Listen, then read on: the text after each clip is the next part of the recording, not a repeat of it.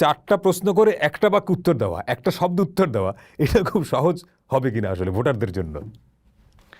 এখানে আমি দেখতে পাচ্ছি যেটা আদেশ, জুলাই জাতীয় সনদ সংবিধান সংস্কার বাস্তবায়ন আদেশ 2025-এর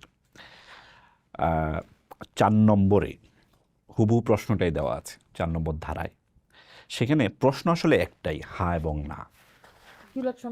আপনি বাস্তবায়ন করবেন, দেখতে চান করতে কিনা? চান কিনা, প্রশ্ন আসলে একটাই। কিন্তু এই প্রশ্নটাকে উদাহরণ হিসেবে বা এটাকে ব্যাখ্যা হিসেবে বাকি আরো 4টা গুরুত্বপূর্ণ উপধারা যুক্ত আছে।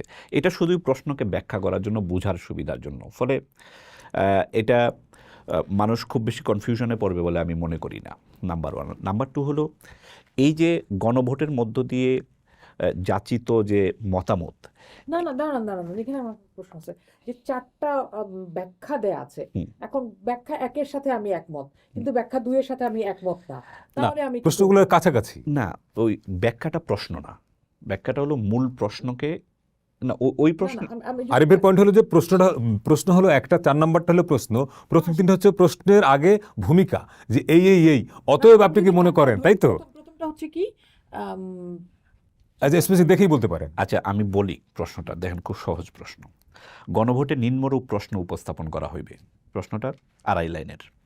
আপনি কি জুলাই জাতীয় সনদ সংবিধান সংস্কার বাস্তবায়ন আদেশ 2025 এবং জুলাই জাতীয় সনদে লিপিবদ্ধ, এই যে এই দলিলে লিপিবদ্ধ সংবিধান সংস্কার সম্পর্কিত নিম্নলিখিত প্রস্তাব সমূহের প্রতি আপনার সম্মতি জ্ঞাপন করিতেছেন?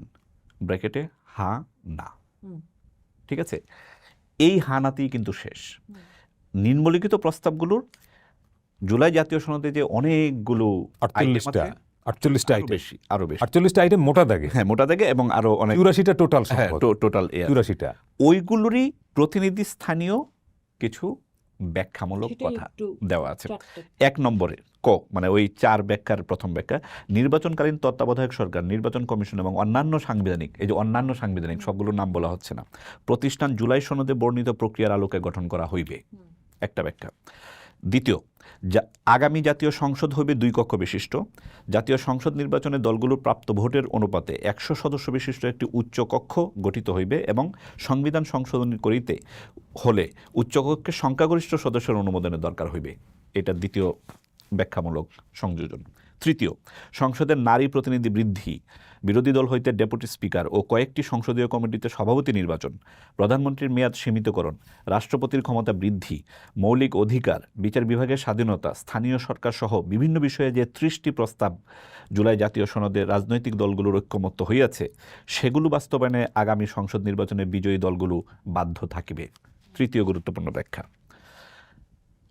চতুর্থ এবং সর্বশেষ, জুলাই জাতীয় সনদে বর্ণিত অপরাপর নাম নাই কিন্তু এখানে কোনগুলো, কারণ এটাই মূল দলিল, রাজনৈতিক দলগুলো প্রতিশ্রুতি অনুসারে বাস্তবায়ন করা হইবে।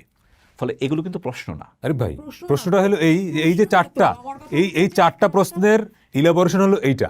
এখন 13 কোটি প্রায় ভোটার, 13 কোটি ভোটারের মধ্যে কয়টা লোক এটা জানে, এটা পড়ছে? আমি ওইটাই রাখেন আমার এইখানে একটার সাথে, যেমন আমি চাই না ভাই এইখানে নারী প্রতিনিধিত্ব বাড়ুক, অথবা আমি চাই না যে প্রধানমন্ত্রী 2বারে বেশি, আমি চাই না। আমি চাই যে আমি যে কোনো দলের প্রধানকেই আমি লাগাতার ক্ষমতায়, মানে প্রধান চেয়ারে দেখতে চাই।